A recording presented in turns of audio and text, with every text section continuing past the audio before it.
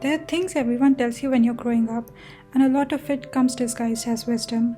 You absorb it without really questioning it, mostly because it gets repeated enough times by enough people that it starts to sound like facts. And for a long time, I didn't question most of it either. So here are 5 beliefs I don't hold anymore, and they might matter to you too, because chances are you're holding at least one of them right now. Maybe I can give you a different way of looking at them. The first one is one that gets repeated a lot in self-help spaces, that you have to be fully okay being alone before you deserve or can handle being with someone else. So many creators recommend doing everything solo first, and part of it does help. The part where you are discovering yourself, you're learning to make your own decisions, understand your strengths and weaknesses. But some healing can only happen through engaging with others, through your community, through your friends, or just the people around you. Complete isolation can never heal you. That's a trap set by people to make you consume more. It disconnects you from reality and makes you more vulnerable. I've experienced this myself, and I've watched people around me give up on everyone after bad friendships or heartbreaks. But needing people is not a sign of weakness. Some of the most emotionally secure people I know still actively need others, and that need doesn't cancel out their independence. It just sits alongside it.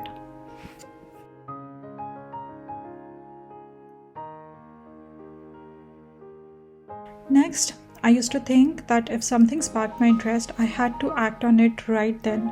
Like learn it, buy it, start it, anything before the excitement starts fading. And as someone who has multiple hobbies and interests, it's so easy to fall into the trap where curiosity starts looking like just chasing instant gratification. And slowly I noticed something strange. I was consuming a lot more information, but barely retaining anything. I kept spiraling through topics and lost interest in them just as fast. That's when I read something in How to Make Your Brain Your Best Friend by Barr that explained exactly what was happening.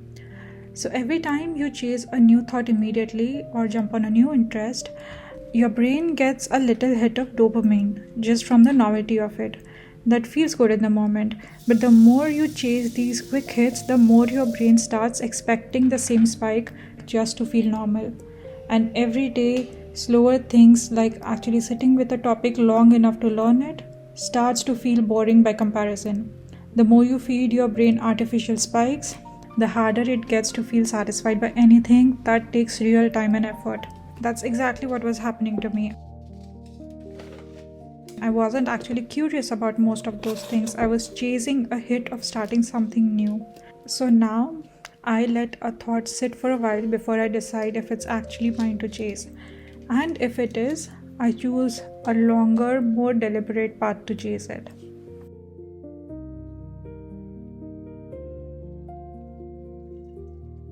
Third is something I think all women learn quite early. I used to think that you had to pick a lane, be the agreeable one people like, or be the direct one that people respect but keep at a slight distance. But getting to know more people in Germany now, I don't think that's a real trade-off anymore. There's another way, being nice but assertive, knowing your professional and personal boundaries, not interfering in someone else's, and not letting anyone interfere with yours. There are live examples of women around me in my friend circle who are exactly these people. And it's from them that I'm slowly learning this skill, which is creating a version of me that says no clearly, but not in a rude and impolite manner. I am direct, but not mean, and people trust and respect that person because of the directness, not despite it.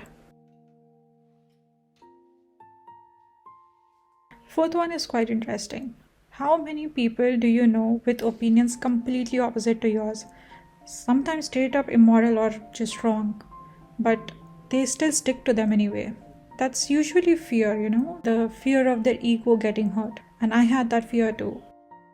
I thought changing my mind would make me look weak or easily impressionable.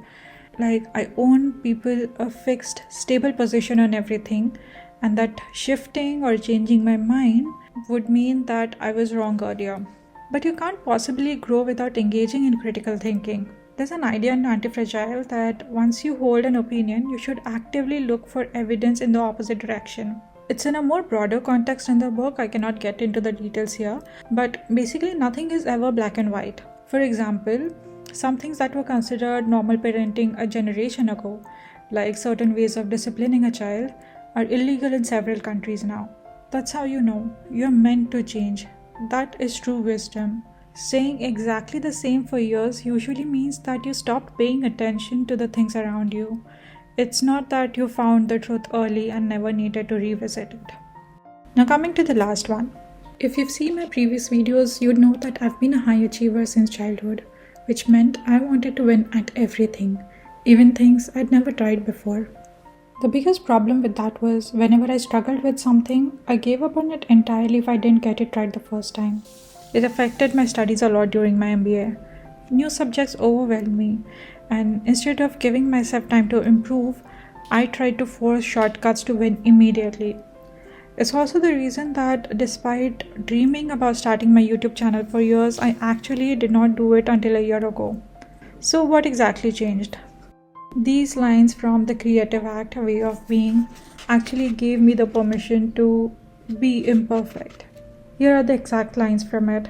Self-doubt lives in all of us, and while we wish it gone, it is there to serve us. Flaws are human, and the attraction of art is the humanity held in it. If we were machine-like, art wouldn't resonate. It would be soulless. With life comes pain, insecurity, and fear. We're all different and we're all imperfect.